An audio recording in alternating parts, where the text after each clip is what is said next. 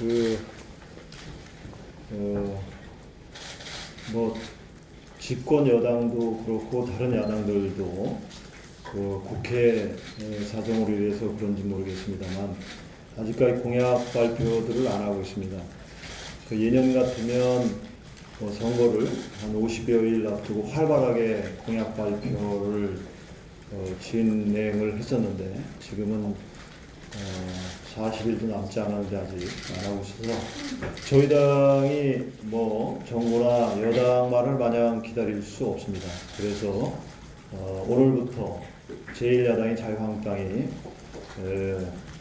한 10개 정도 카테고리를 정해서 오늘 첫 번째로 불가피하게 공약 발표를 할 수밖에 없다. 그런 말씀을 드리면서 우선 오늘 첫 번째 6.13 지방선거 관련한 공약을 발표를 하는데 10여 가지 큰 카테고리 중에서 오늘 첫 번째 자영업자와 소상공인 최저임금 촉진과 관련돼서 말씀을 드리겠습니다. 6.13 지방선거 공약 중 서민과 중산층 노동자를 위한 공약 제1탄 자영업자 소상공인 공약을 먼저 말씀드리겠습니다.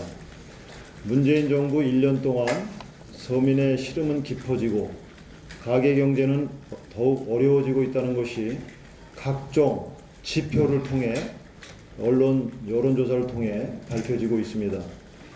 서민 경제 파탄, 통상 외교 실패, 붕괴된 국민 안전, 오락가락 교육 정책, 정부 인사 참사와 같은 현 정부의 수많은 실정으로 인해 우리 서민들의 고통은 이루 말할 수 없습니다. 또한 지난 연말부터 당 지도부가 몇 개월 동안 민생 현장 곳곳을 돌아다니며 민심을 청취했을 때에도 현 정부가 추진하고 있는 각종 정책들의 부작용이 쏟아지면서 국민들은 절망하고 절규하고 있습니다. 집권 경험이 풍부한 우리 자유한국당이 그 고통받고 힘들어하는 서민과 중산층을 제대로 챙겨드려야 한다는 생각을 갖게 됐고 이번 지방선거 공약에도 서민 중산층의 민심을 대변한다는 강력한 의지를 담아 진짜 민심은 여기라는 슬로건으로 공약을 발표하게 되었습니다.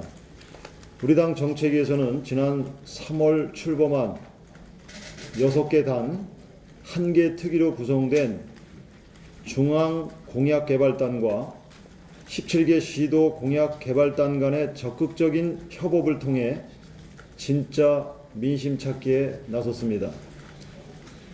총 5차 중에서 1차로 전국 17개 광역 자치단체 단위 현안을 취합하고 공약을 마련했습니다. 2차로 전국 기초자치단체 단위 지역 현안을 챙겨 공약화했으며 3차로 전국에 공통적으로 적용되는 우리 당의 중앙 공약을 마련했습니다. 4차로 우리 당 후보들이 내세우고 싶은 공약을 중앙 공약, 광역 공약, 기초 공약으로 연결시켰으며 끝으로 5차에는 선거 상황에 따라 전략적으로 발표한 공약을 수정, 보완, 추가하는 계획을 마련했습니다. 총 5차에 걸친 공약 개발 과정을 통해 공약을 꼼꼼하고 촘촘하게 생활 밀착형으로 개발해 왔습니다. 그리고 두어 달에 걸쳐 실시한 정책 아이디어 공모전을 통해 국민과 현장의 민심을 보다 생생하게 청취하며 국민의 염원을 담고 정책 갈증을 해소하고자 노력하였습니다. 이번 6.13 지방선거 공약은 크게 4가지의 역점을 두었습니다. 그 첫 번째가 서민, 중산층, 노동자의 희망을 위한 서민 감세를 포함한 가계 경제 지원책, 자영업자, 소상공인 보호 대책, 열심히 일하는 노동자를 위한 공약 등을 마련하였고, 둘째, 우리 아이, 엄마, 아빠, 어르신, 청년, 여성 등 우리 가족과 이웃을 위한 맞춤형 정책을 발굴했으며, 셋째, 4차 산업혁명 선도, 기업이 일자리를 만드는 경제, 미세먼지 저감, 국민안전대책 마련 등 대한민국의 새로운 미래를 위한 정책을 담았습니다. 또한 17개 광역 단체별 지역 밀착 공약을 통해 지역별 민심을 반영하는 데도 집중하였습니다. 자유한국당은 끊임없는 소통과 진짜 민심 발굴을 통해 대한민국 서민과 중산층의 행복을 책임지는 정당으로 거듭날 것입니다. 다음은 세세한 항목들을 말씀드리겠습니다. 첫 번째, 최저임금 합리화 및 가구별 최저소득 보장과 관련되어 말씀드리겠습니다. 첫 번째 발표할 공약은 최저임금 합리화 및 가구별 최저소득 보장입니다. 문재인 정부의 소득주도 성장 정책의 일환으로 시행된 사회적 합의가 없는 급격한 최저임금 인상은 중소상공인의 부담만 늘렸습니다. 중소기업 중앙회가 1650개 중소기업을 대상으로 한 조사에서 중소기업 중 73.9%가 작년 대비 올해 최저임금 인상으로 경영에 어려움을 겪는다고 호소하고 있습니다. 또 최저임금으로 실질적 경영이 어려워진 중소상공인들의 직원 감축과 근무시간 단축 등으로 생존의 위협까지 겪고 있는 실정입니다. 실제 통계청 고용동향조사에 따르면 최저임금 인상의 영향을 받는 업종의 일자리가 2달 만에 26만 개나 감소하였습니다. 더 큰 문제는 급격한 최저임금 인상으로 저소득층의 삶을 더욱 어렵게 한다는 점입니다. 일자리는 줄고 근로시간 단축으로 실제 임금은 줄었으며 물가는 인상되어 저소득 서민 가구의 실질 소득은 오히려 줄어들었습니다. 자유한국당은 비현실적인 최저임금 인상폭을 합리화하도록 하겠습니다.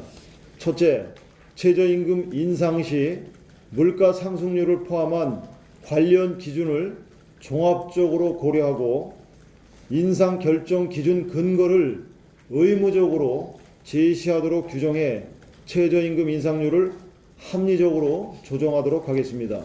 둘째, 최저임금위원회 구성 시 실제 임금을 지급할 영세 중소기업, 소상공인 대표 참여를 의무화하여 일방적인 최저임금 인상이 재발되지 않도록 원천 차단할 것입니다. 셋째, 현행 최저임금법 규정에 따른 업종별 최저임금 차등 적용제를 실시해서 최저임금 후폭풍으로 울상짓는 영세 사업장의 부담을 조금이나 덜어드리겠습니다. 자유한국당은 서민, 특히 일하는 저소득 서민들의 실질적 가계소득을 증대시킬 수 있도록 가구별 최저소득 보장 방안을 마련하였습니다. 열심히 일하는 저소득 서민들이 근로장려세제를 현재보다 3배 이상 받을 수 있도록 하고 근로장려세제의 수급자 범위도 대폭 확대해서 저소득 서민의 소득 지원을 강화해 나갈 것입니다. 두 번째, 자영업자, 소상공인의 지원 강화와 관련하여 말씀드리겠습니다. 이어서 자영업자와 소상공인의 공약을 발표하겠습니다. 영세 사업자들의 권익을 보호하고 각종 지원 혜택을 한층 강화해서 대한민국 경제의 허리인 자영업자와 소상공인들에게 희망을 드리도록 하겠습니다. 첫째, 소상공인 적합업종제도를 조속히 법제화하겠습니다. 영세 1인 자영업자에 대한 고용보험료 지원 사업을 확대하겠습니다. 현재 2조 2천억 원인 소상공인 시장진흥기금을 2022년까지 10조 원으로 대폭 확대하겠습니다. 둘째, 영세, 중소 가맹점의 신용카드 수수료를 인하여 경영비용 부담을 완화해 드리겠습니다. 현재 3억 이하 영세 가맹점의 경우 현행 0.8%를 0.5%로 인하하도록 하겠습니다. 3억 원 이상 5억 원 이하 중소 가맹점의 경우 현행 1.3%를 1%로 인하하도록 하겠습니다. 셋째, 영소, 소상공인을 대상으로 한 불공정 행위를 근절토록 하겠습니다. 상가 권리금 보호 대상에 영세 상인들이 영업하는 대형 전통시장을 포함하도록 하고, 권고사항인 상가 임대차 포준계약서 작성을 의무화해서 임차인에 대한 갑질을 미연에 방지하도록 하겠습니다. 포털 사이트에 소상공인에 대한 불공정 갑질 행위를 차단하기 위한 법안을 조속히 발의하도록 하겠습니다. 넷째, 1톤 트럭 주 소유층인 소상공인의 신차 구입 부담 해소와 미세먼지 저감을 위해 노후 경유 트럭을 LPG 1톤 트럭으로 교체할 시 최대 300만 원을 지원하도록 하겠습니다. 끝으로 전통시장 안전시설 강화 및 활력 제고화에 관하여 말씀드리겠습니다. 자유한국당은 급변하는 유통환경과 지속적인 경기 침체 속에서도 안전하고 활력이 넘치는 전통시장을 만들어 나가기 위해서 첫째, 전통시장 주차시설을 대폭 확대하여 2021년까지 전통시장 주차장 보급률 100% 목표를 달성하도록 하겠습니다. 둘째, 화재 발생 시 자동으로 119에 신고되는 자동화재 속보 설비를 설치하고 시설물 재난보험을 도입하도록 하겠습니다. 셋째, 전통시장에 입주하는 청년 창업인 대상 원스톱 창업 지원 서비스를 시행토록 하겠습니다. 넷째, 전통시장 영수증 복권 추첨 제도를 도입하여 전통시장 이용 고객 증가에 따른 매출 증대 효과를 도모하도록 하겠습니다. 앞으로 자유한국당은 자영업자와 중소상공인의 편에서 현장의 진짜 민심을 반영한 가장 현실성 있는 대안을 제시하는 제1야당으로 거듭날 것을 약속드립니다. 다음 주에도 계속해서 자유한국당의 서민, 중산층, 노동자를 위한 공약, 4차 산업혁명과 기업이 일자리를 만드는 경제 공약, 국민이 안전하고 편안하게 살 수 있는 공약을 계속해서 발표하도록 하겠습니다. 이상입니다. 서민과 노동자를 위해서 정책을 펴겠다 해놓고 결국은 많은 일자리를 뺏어서 결국은 노동자를 죽이고 또 많은 서민들을 특히 중소상인들, 중소기업들을 어렵게 그래서 축소하거나 폐업하거나 또는 해외로 나갈 계획을 세우게 하는 그러한 잘못을 저지르고 있습니다. 대체로 노동자라고 그러는 것은 그들을 눈에는 이제 민노총, 그래서 대기업들 노조에 속해 있는 거의 연봉이 1억에 가까운 그런 사람들 중심으로 세운 계획이다. 숫자로 보면 한 3% 정도에 해당한다는 것이고 그 이외의 노동자들한테는 도움이 된다기보다는 오히려 사용주와 함께 계획을 세워야 될 그런 경영에 관해서 너무 엄격하게 부담의 잣대를 들임으로 해서 결국은 축소하는 사업을 할 수밖에 없고 일자리를 뺏는 그런 결과가 됐다. 이런 점에 대해서 우리는 사실 최저임금제도 단계적으로 하라는 주장을 처음서부터 했고 또 여러 가지 지금 그 문재인 정부의 계획에 대해서 너무 급격한 것은 시장에 너무나 큰 충격이기 때문에 결국은 경제를 망칠 것이다 이런 주장을 했습니다만 전혀 귀를 기울이지 않고 그대로 시행함으로 해서 지금 모든 통계 숫자가 지금 말해주듯이 결국은 어려운 길로 가고 있다. 지금서부터라도 만약에 문재인 정권이 이것을 바꾸지 않는다면 아마도 1년쯤 지나면 그 대단히 그 경제적으로 공황 상태가 올 수 있다라는 것이 저희들 확신입니다. 그런 면에서 이번 그 선거를 통해서 우리가 이렇게 자유한국당이 서민 중산층 노동자를 위한 공약을 촘촘히 만들어서 한 만큼 잘 이런 부분을 성찰하셔서 저희들한테 힘을 주시면 아마 그것이 정부의 지금 공약이나 혹은 방향을 바꾸는 계기가 될 것이다 이렇게 생각하고 저희들과 함께 하기를 이 자리를 빌어서 또한 호소드립니다. 이번 그 지방선거에 대비한 이 정책위원회의 공약은 오늘 보시다시피 이 경제 중심이고 서민, 중산층 생활 안정에 주안점을 두고 있습니다. 특히 그 현 정부가 1년 동안 검증되지 않은 소득 주도 성장이라는 그 논리로 오히려 소득은 정체되고 성장도 정체되고 가계소득은 정체되고 세금은 올라가고 일자리는 없어지는 악순환을 반복하고 있습니다. 이대로 가면 경제를 통째로 포기해야 되는 상황이 올 가능성이 있습니다. 특히 혁신성장이라고 해서 이름만 좋고 정작 혁신의 주체가 되어야 되는 기업들의 창의정신과 기업 자유는 오히려 억압하는 모순을 자행하고 있습니다. 더 이상 한국 경제를 실험의 대상으로 삼을 수 없다는 전제하에 우리는 그동안의 집권 경험을 바탕으로 실용적이고 검증된 정책으로 공약을 만들었습니다. 특히 이 한국 경제를 구성하는 대기업, 중소기업, 그리고 자영 사업자들, 그리고 근로자들 이 모두에게 혜택이 골고루 돌아가는 그 실용적인 정책 대안을 앞으로 계속 공개할 예정입니다. 계속 관심 부탁드리겠습니다.